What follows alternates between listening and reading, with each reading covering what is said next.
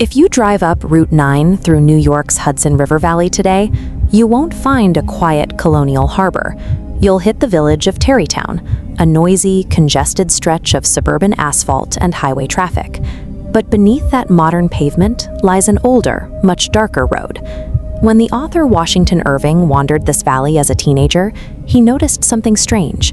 He wrote that the region held a witching influence, a kind of contagion in the air that infected the imagination of anyone who stayed there for long, making them see apparitions and dream dreams. We all know the fairy tale that emerged from those dreams: a superstitious schoolmaster named Ichabod Crane, a terrifying headless horseman, flying pumpkins, and a haunted bridge in a place called Sleepy Hollow.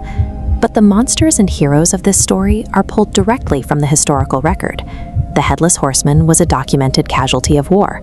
The bully Brom Bones was a real local militiaman. And the story's famous haunted landmarks were the sites of actual colonial bloodshed.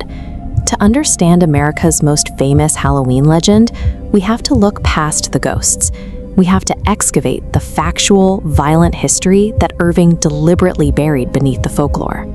This vintage map shows the plan of Tarrytown and its vicinity. This was a functioning, mapped settlement along the Hudson, home to the very real people who served as the blueprints for Irving's characters. Take Ichabod Crane's nemesis, the swaggering Brom Bones. Irving based him directly on a local man named Abraham Martling. Looking at the heavy anvil and primitive tools here, you get a sense of Martling's daily reality. He was a local blacksmith, a veteran of the Continental Army, who executed daring raids, and a man who actually rode a notoriously fast black stallion. When Irving finally published The Legend of Sleepy Hollow, Martling recognized himself in the story.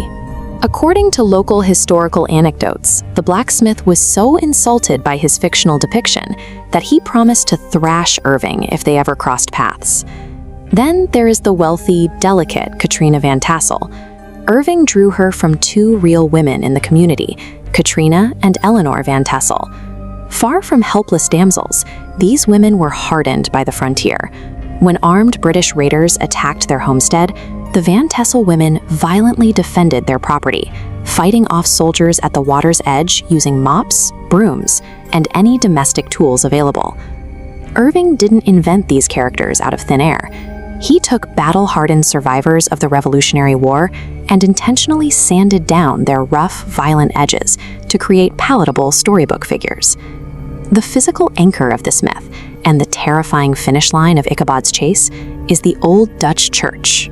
You can see the sheer age and permanence of the structure in its thick fieldstone walls and original belfry. Construction on the church finished in 1685. The project was entirely funded by Frederick Phillips, a Dutch settler who amassed massive wealth in the early days of the province. Phillips built a vast economic empire.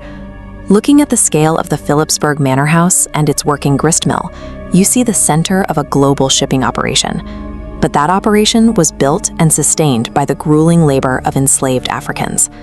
The local folklore usually pictures colonial Dutch farm life as a peaceful scene of humming spinning wheels and bountiful harvests. The historical reality of the region was a system of strict subjugation that extracted wealth directly from human property. The heavy, eerie atmosphere that hangs over Sleepy Hollow's historic sites doesn't come from fictional witchcraft. It's the lingering weight of generational exploitation and trauma. This tactical map of the Battle of White Plains shows British and Hessian lines facing the colonial army. Advancing across the Bronx River, Hessian troops walked directly into intersecting colonial artillery fire, leaving several decapitated soldiers on the battlefield. Take a look at this illustration of the Land Grenadier Regiment. It shows exactly what these Hessian mercenaries looked like in the field. Equipped with heavy uniforms, spears, and muskets, they were vulnerable, flesh-and-blood military personnel fighting a war an ocean away from home. During a violent raid on the Van Tassel farm in 1777, the house was set on fire. In the chaos, the family realized their baby girl, Leah, was missing. A Hessian soldier found the child and quietly escorted the mother to a shed where he had wrapped the baby in a blanket, completely unharmed. When a decapitated Hessian casualty was later found in Sleepy Hollow, the grateful Van Tassel family insisted the soldier be given a decent burial in the old Dutch burying ground. Because he was an enemy combatant, he wasn't allowed a headstone. America's most terrifying supernatural monster, was actually born from a documented act of wartime mercy, followed by a gruesome artillery death.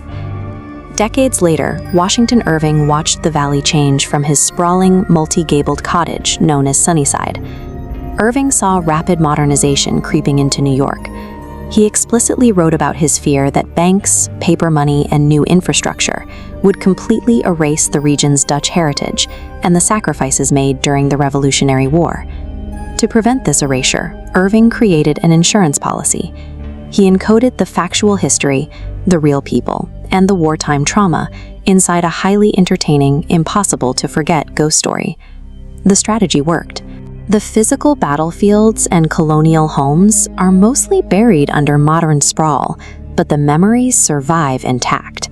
We still talk about Brom Bones, the Van Tassels, and the Hessian Trooper today. The true spell of Sleepy Hollow is the power of storytelling.